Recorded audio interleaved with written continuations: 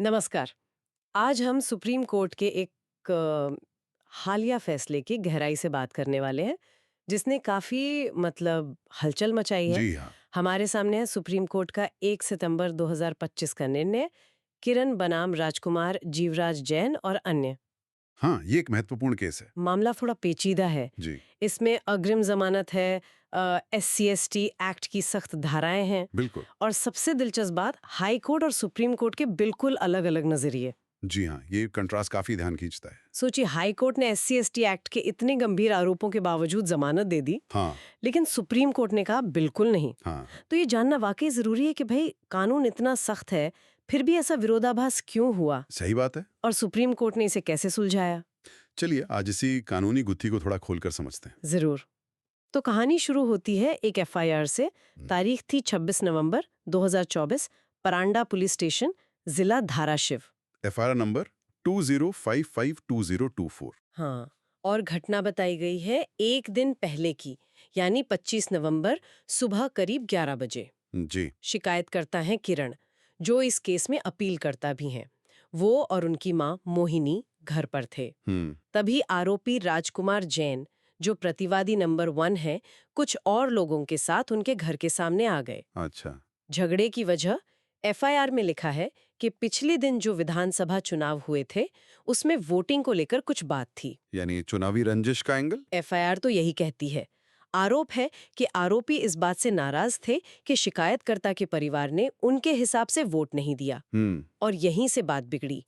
FIR में आरोप है कि राजकुमार जैन ने किरण को उनकी जाति का नाम लेकर गाली दी। अच्छा, क्या शब्द थे? FIR में लिखा है, मांगट्यानो, तुम बहुत अहंकारी हो गए हो, गांव में रहकर मेरे खिलाफ वोट करते हो। मांगट्यानो? हाँ, और यहाँ ये जानना जरूरी है कि मांग या मातंग महाराष्ट्र में एक अनुसूचित जाति मानी जाती है। जी, ये एक्ट के लिहाज से बहुत महत्वपूर्ण तथ्य है। और बात सिर्फ गाली तक नहीं रुकी। आरोप है कि इसके बाद किरण को लोहे की रॉड से मारा गया, ओह!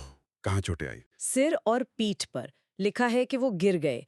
फिर कुछ आरोपी घर में घुसे। घर के अंदर? हाँ, और किरण की माँ मोहिनी और चाची रेखा को धक्का दिया, मोहिनी की साड़ी खींची और मारपीट की। महिलाओं के साथ भी? जी, और धमकी भी दी गई, फिर से वही जाति सूचक शब्द इस्तेमाल करके। क्या धमकी थी? FIR के अनुसार, मांगट्यानो, तुम अहंकारी हो गए हो, हम तुम्हें गांव में नहीं रहने देंगे, तुम्हारे घर जला देंगे। घर जलाने की धमकी? ये तो गंभीर है। हाँ, और इस धक्का मुक्की में मोहिनी का सोने का मंगलसूत्र भी कहीं गिर गया, घर के कुछ बर्तन भी तोड़े गए। काफ़ी हंगामा हुआ मतलब। और सुनिए, जब किरण का दोस्त यशवंत बोडरे बीच बचाव करने आया, हुँ। तो FIR कहती है कि उसे भी पीटा गया और उसकी जाति को लेकर भी ताना मारा गया। उसकी जाति क्या बताई गई? रामोशी, कहा गया तुम रामोशी भी अहंकारी हो गए हो। अच्छा, एक और जाति का ज़िक्र। जी, और ये भी आरोप है कि कुछ आरोपियों के हाथ में पेट्रोल की बोतलें थीं। पेट्रोल की बोतलें, मतलब आग लगाने की तैयारी। FIR तो यही इशारा करती है, और सबसे खास बात यह है कि ये सब कुछ घर के बाहर हुआ। घर के बाहर यानी पब्लिक प्लेस। हाँ, ऐसी जगह जहां से लोग देख सुन सकते थे,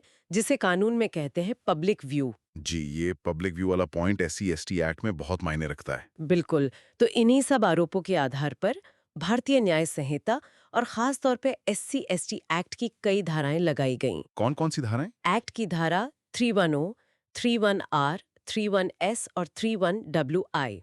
ये सब गंभीर अपराधों से जुड़ी धाराएं हैं। हाँ, तो FIR हो गई, धाराएं लग गईं, मामला अदालत पहुंचा। सबसे पहले जाहिर है जमानत की बात आई। अग्रिम जमानत की अर्जी दी होगी आरोपी ने। जी, राजकुमार जैन ने। मामला गया अतिरिक्त सत्र न्यायाधीश परंडा के पास। उन्होंने क्या किया? उन्होंने क्या किया? उन्होंने जमानत की अर्जी खारिज कर दी। अच्छा, सेशंस कोर्ट ने जमानत नहीं दी। नहीं, इसके पीछे क्या वजह रही होगी आपके हिसाब से? देखिए, सेशंस कोर्ट ने जरूर कुछ ठोस कारण देखे होंगे। जैसा आपने बताया, FIR में आरोपी का नाम साफ था, उसके खिलाफ सीधे आरोप थे। हाँ, जाति सूचक गाली, मांगट्यानो का जिक्र था। बिल्कुल। शिकायतकर्ता का अनुसूचित जाति का होना भी साबित हो रहा था, शायद जाति प्रमाण पत्र से। जी, वो रिकॉर्ड पर था। और घटना के चश्मदीद गवाह भी थे, जो शायद आरोपी पक्ष के नहीं थे। हाँ, स्वतंत्र गवाह। तो इन सब बातों को मिलाकर सेशंस कोर्ट को पहली नजर में, मतलब प्राइमा फेसी, लगा होगा कि SC/ST एक्ट की धारा 3 के तहत अपराध बनता है। प्रिमा फेसी मामला। हाँ, और कानून ये कहता है कि अगर एक्ट के तहत प्राइमा फेसी मामला बनता है, तो धारा 18 के तहत अग्रिम जमानत पर रोक है। तो सेशंस कोर्ट ने कानून के हिसाब से ही फैसला दिया। बिल्कुल, उनका फैसला तार्किक लग रहा है। मामला सीधा लग रहा था, एफआईआर, गवाह, जाति सूचक शब्द, निचली अदालत का इनकार। लेकिन फिर कहानी में एक कह सकते हैं बड़ा मोड़ आया। कहाँ? हाई कोर्ट में। हाँ। मामला गया बॉम्बे हाई कोर्ट की औरंगाबाद बेंच में और हाई कोर्ट ने निचली अदालत का फैसला पलट दिया। पलट दिया? मतलब आरोपी राजकुमार जैन को अग्रिम जमानत दे दी। ओह, ये वाकई चौंकाने वाला है। सेशंस कोर्ट के फैसले से बिल्कुल उलट। बिल्कुल। ये समझना जरूरी है कि हाई कोर्ट का नजरिया इतना अलग क्यों था। उन्होंने जमानत क्यों दी? हाँ, यहीं पर मामला असल में दिलचस्प हो जाता है। हाईकोर्ट ने जरूर तथ्यों को किसी और नजरिए से देखा होगा। कैसे? हो सकता है उन्होंने अभियोजन पक्ष की कहानी या गवाहों के बयानों में कुछ कमजोरी या अंतर, जिसे विसंगतियां कहते हैं, वो पाई हों। अच्छा, मतलब कहानी में झोल लगा उन्हें? शायद हाईकोर्ट को ऐसा लगा होगा कि मामले को कुछ बढ़ा चढ़ाकर पेश किया जा रहा है, या शायद ये पूरी तरह सच ना हो। और कोई वजह? नीतिक एंगल? जी। और शायद चोटों की प्रकृति या बाकी आरोपों को देखते हुए हाई कोर्ट इस नतीजे पर पहुंचा कि हो सकता है शिकायतकर्ता को झूठा फंसाया जा रहा हो। तो इन सब वजहों से जमानत दे दी। लगता तो यही है। हाई कोर्ट ने शायद एक तरह से सबूतों का थोड़ा मूल्यांकन किया और फिर जमानत मंजूर कर ली। अच्छा, तो हाई कोर्ट ने सबूतों और गवाहों के बयानों की थोड़ी गहराई में जाकर जांच की और उन्हें लगा कि मामला उतना सीधा नहीं है। हाँ, ऐसा प्रतीत होता है। लेकिन यहाँ एक बड़ा सवाल उठता है, क्या SC/ST एक्ट जैसे इतने सख्त कानून में, जहाँ अग्रिम जमानत पर साफ-साफ रोक है, क्या हाई कोर्ट ऐसा कर सकता है? मतलब सबूतों की मिनी ट्रायल जैसा कुछ? आपने बिल्कुल सही नस पकड़ी है। यही इस केस का कह सकते हैं कानूनी दिल है। SC/ST एक्ट की धारा 18 और 18A। जी हाँ, धारा 18 और 18A। धारा 18 तो बहुत साफ शब्दों में कहती है कि सीआरपीसी की धारा 438, यानी अग्रिम जमानत वाला प्रावधान, हाँ, वो ST/ST एक्ट के तहत दर्ज हुए अपराधों पर लागू नहीं होगी। बिल्कुल लागू नहीं होगी। आमतौर पर ये एक तरह की रोक है, बार है। मतलब इन मामलों में अग्रिम जमानत मिल ही नहीं सकती। ये सामान्य नियम है। और धारा 18A? वो क्या करती है? धारा 18A, जिसे बाद में जोड़ा गया था, वो इस रोक को और भी मजबूत करती है। कैसे? ये कहती है कि ऐसे मामलों में FIR दर्ज करने के लिए किसी शुरुआती जांच की जरूरत नहीं है। अच्छा। गिरफ्तारी के लिए किसी बड़े अफसर से मंजूरी लेने की जरूरत नहीं है।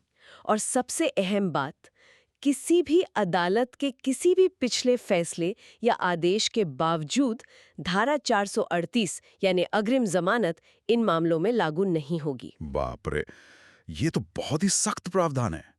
इसके पीछे सोच क्या है? कानून इतना कठोर क्यों है इस मामले में? देखिए, इसके पीछे एक गहरा सामाजिक और संवैधानिक कारण है। सुप्रीम कोर्ट ने पहले भी कई मामलों में, जैसे रामकृष्ण बालोठिया केस में, समझाया है। हाँ, ये सख्ती इसलिए जरूरी है ताकि अनुसूचित जाति और जनजाति के सदस्य, जो अक्सर समाज में कमजोर स्थिति में होते हैं, उन्हें ताकतवर आरोपी डरा धमका ना सकें। अच्छा, मतलब बचाव के लिए। हाँ, सोचिए अगर ऐसे गंभीर अपराधों के आरोपियों को आसानी से अग्रिम जमानत मिल जाए तो वो बाहर रहकर क्या कर सकते हैं? गवाहों को धमका सकते हैं, सबूत मिटा सकते हैं। बिल्कुल। या पीड़ित को और परेशान कर सकते हैं। ये रोक इसी सब से बचाने के लिए है। और ये कानून सिर्फ अपराध रोकने के लिए नहीं है, ये संविधान के अनुच्छेद 17 से भी जुड़ा है। अनुच्छेद 17 यानी अस्पृश्यता का अंत? जी। SC/ST एक्ट के तहत होने वाले अपराधों को सिर्फ सामान्य अपराध नहीं माना जाता, उन्हें एक अलग, ज्यादा गंभीर श्रेणी में रखा जाता है। क्यों? क्योंकि वो व्यक्ति की गरिमा और समानता पर हमला होते हैं, सिर्फ उसकी जाति की वजह से। ये समाज में बराबरी लाने के प्रयास का हिस्सा है। और कोर्ट ने भी इसे सही माना है। हाँ, करतार सिंह मामले में कोर्ट ने कहा था कि अग्रिम जमानत न देना अनुच्छेद 14 समानता या 21 जीवन और स्वतंत्रता का उल्लंघन नहीं है। ये एक वाजिब वर्गीकरण है। ठीक है, ये समझ आता है कि कानून सख्त क्यों है, बचाव जरूरी है। लेकिन क्या इसका मतलब ये है कि अगर किसी पर SC/ST एक्ट के तहत FIR हो गई तो मतलब अग्रिम जमानत का दरवाजा पूरी तरह बंद? नहीं, पूरी तरह बंद नहीं। कोई अपवाद नहीं, मान लीजिए FIR ही बिल्कुल झूठी लग रही हो पहली नजर में। ये एक बहुत जरूरी सवाल है और कानून इतना भी निरपेक्ष एब्सोल्यूट नहीं है। सुप्रीम कोर्ट ने ही विलास पांडुरंग पवार और पृथ्वीराज चौहान जैसे कई मामलों में इसे साफ किया है। क्या कहा है कोर्ट ने? कोर्ट ने कहा है कि जमानत की अर्जी पर विचार करते समय अदालत का एक सीमित दायित्व जरूरी है। क्या दायित्व? अदालत को ये देखना होता है कि FIR और केस डायरी में जो आरोप लगाए गए हैं, क्या उनसे पहली नजर में यानी प्राइमा फेसी SC/ST एक्ट की धारा 3(1) के तहत कोई अपराध बनता भी है या नहीं। प्राइमा फेसी, पहली नजर में। हाँ, ये प्राइमा फेसी शब्द बहुत महत्वपूर्ण है। इसका मतलब है कि अदालत को उस स्टेज पर सबूतों का पोस्टमार्टम नहीं करना है। मिनी ट्रायल नहीं करना। बिल्कुल हाँ। नहीं। उसे सिर्फ ये देखना है कि एफआईआर में जो बातें लिखी हैं, अगर उन्हें सच मान लिया जाए तो क्या कानून की नजर में वो एक्ट के तहत अपराध बनती हैं। अगर एफआईआर में साफ तौर पर जाति सूचक गाली है, जाति के आधार पर धमकी या अपमान का जिक्र है और घटना पब्लिक व्यू में हुई है तो प्राइमा फेसी मामला बनता है। हाँ। और अगर बनता है तो फिर धारा 18(18)A की रोक लागू हो जाएगी और अग्रिम जमानत नहीं मिलेगी। मतलब अदालत को सिर्फ सतह पर देखना है, गहरा गहराई में नहीं जाना कि गवाह सच बोल रहा है या झूठ, या कहानी में कितना दम है। बिल्कुल सही। जमानत के स्टेज पर अदालत को यह तय नहीं करना कि आरोपी दोषी है या निर्दोष। वो काम ट्रायल कोर्ट का है, जब सारे सबूत सामने आएंगे। अच्छा। अग्रिम जमानत के समय सिर्फ ये देखना है कि क्या एफआईआर के आरोप इतने गंभीर हैं कि वो SC/ST एक्ट के दायरे में आ रहे हैं। अगर हाँ, तो जमानत नहीं। लेकिन क्या कोई ऐसी स्थिति हो सकती है जहां एफआईआर देखकर ही लगे कि ये एक्ट का मामला है ही नहीं? हाँ, एक बहुत ही कह सकते हैं संकरी खिड़की जरूर है। जैसा कि हाल के शाजन स्कारिया मामले में कुछ इशारा मिला। क्या इशारा? सुप्रीम कोर्ट ने कहा कि अगर एफआईआर को पढ़ते ही ये बिल्कुल साफ हो जाए, बिना किसी शक के, कि SC/ST एक्ट का कोई अपराध बनता ही नहीं है। जैसे? मतलब आरोप इतने बेतुके हों या कानून से इतने असंगत हों कि पहली नजर में ही खारिज करने लायक लगें, तो शायद अदालत अपनी विशेष शक्तियों का इस्तेमाल करके अग्रिम जमानत दे सकती है। लेकिन ये बहुत ही असाधारण स्थिति होगी। और ये सिर्फ एफआईआर देखकर ही तय करना होगा? हाँ, बिना किसी विस्तृत जांच पड़ताल के। अगर एफआईआर से ही अपराध का न बनना जाहिर हो। वैसे शाजन स्कारिया का मामला तथ्यों में काफी अलग था। उसमें यूट्यूब वीडियो में जाति का नाम सीधे तौर पर इस्तेमाल नहीं हुआ था। ठीक है। और कोई जरूरी बातें इस एक्ट के तहत अपराध बनने के लिए? हाँ, 2 बातें और ध्यान रखनी होती हैं, जैसा कि हितेश वर्मा और रमेश चंद्र वैश्य जैसे मामलों में कहा गया है। क्या? एक तो ये कि जो अपमान या धमकी दी गई है, वो जानबूझकर पीड़ित की जाति के कारण होनी चाहिए। इरादा जातिगत होना चाहिए। अच्छा, इरादा। और दूसरा, धारा 3(1)R के तहत अपराध के लिए, जैसा कि स्वर्ण सिंह मामले में बताया गया, ये अपमान या धमकी सार्वजनिक दृष्टिकोण में यानी इन पब्लिक व्यू होनी चाहिए। पब्लिक व्यू का मतलब क्या है? सिर्फ सड़क या बाजार? नहीं, जरूरी नहीं। करुप्पु दयर केस में समझाया गया था कि पब्लिक व्यू का मतलब कोई भी ऐसी जगह हो सकती है जहां आम जनता की नजर पड़ सकती हो। जैसे? अच्छा, जैसे घर के बाहर का हिस्सा जो गली से दिखता हो, या कोई बरामदा जो बाहर से नजर आता हो। जरूरी नहीं कि वो सरकारी जमीन हो, बस पब्लिक की नजर में होना चाहिए। अच्छा, तो ये सारे कानूनी सिद्धांत हैं। धारा 18(18)A की रोक, प्राइमा फेसी मामला देखना, मिनी ट्रायल से बचना, पब्लिक व्यू का मतलब। अब वापस आते हैं हमारे मूल मामले पर। जी, किरण बनाम राजकुमार जैन पर। सुप्रीम कोर्ट ने इन सिद्धांतों को इस केस के तथ्यों पर कैसे लागू किया और हाई कोर्ट के जमानत देने के फैसले का क्या हुआ आखिर? हाँ, तो सुप्रीम कोर्ट ने मामले को इन्हीं सिद्धांतों की कसौटी पर कसा। उन्होंने एक-एक करके तथ्यों को देखा। क्या पाया उन्होंने? पहला, ये साफ था कि शिकायतकर्ता किरण मांग समुदाय से हैं, जो अनुसूचित जाति है, और आरोपी राजकुमार जैन उस समुदाय से नहीं है। ठीक है। दूसरा, एफआईआर में साफ तौर पर जाति सूचक गाली मांगट्यानो का जिक्र था। ये कोई गोलमोल बात नहीं थी। हाँ, शब्द लिखे थे। स्पष्ट रूप से पब्लिक व्यू के दायरे में आती है। चौथा, एफआईआर के मुताबिक अपमान का मकसद जातिगत था। उसे चुनाव में वोटिंग से जोड़ा गया था।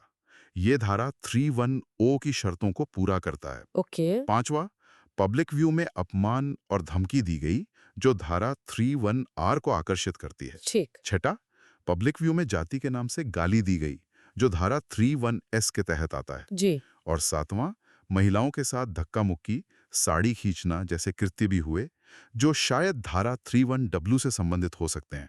हालांकि कोर्ट ने जमानत के लिए मुख्य रूप से जातिगत पहलू पर फोकस किया। तो इन सब बातों को मिला के सुप्रीम कोर्ट किस नतीजे पे पहुंचा? सुप्रीम कोर्ट इस नतीजे पे पहुंचा कि सिर्फ एफआईआर को पढ़ने से ही, बिना किसी गहरे विश्लेषण के, SC/ST एक्ट की धारा 3 के तहत प्रथम दृष्टया प्रिमा फेसी मामला साफ तौर पर बनता है। बिल्कुल साफ। हाँ, इसमें कोई शक शुबा नहीं था कि एफआईआर के आरोप एक्ट के दायरे में आते हैं। तो इसका मतलब हाई कोर्ट का फैसला गलत था? सुप्रीम कोर्ट के अनुसार हाँ, बिल्कुल गलत था।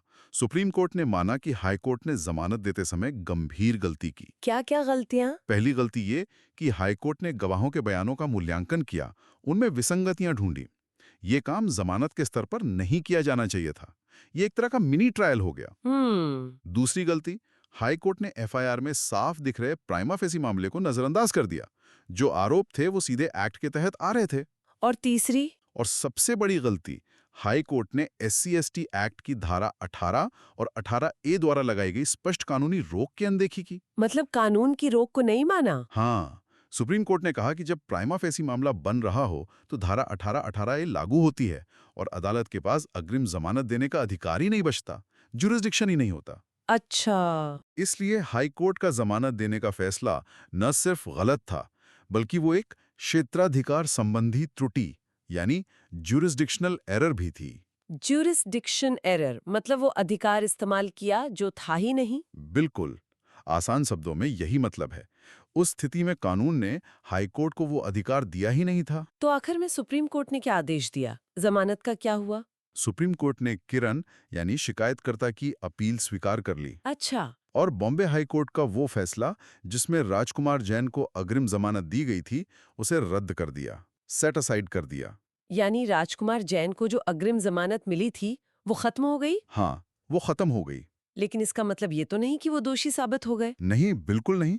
और यही एक और महत्वपूर्ण बात है जो सुप्रीम कोर्ट ने अपने फैसले में साफ की। क्या? उन्होंने कहा कि ये जमानत की अर्जी पर फैसला करते हुए उन्होंने जो भी टिप्पणियां की हैं, जैसे प्रिमा फेसी मामला बनना या एक्ट का लागू होना, वो सिर्फ इसी जमानत की कार्यवाही के उद्देश्य के लिए हैं।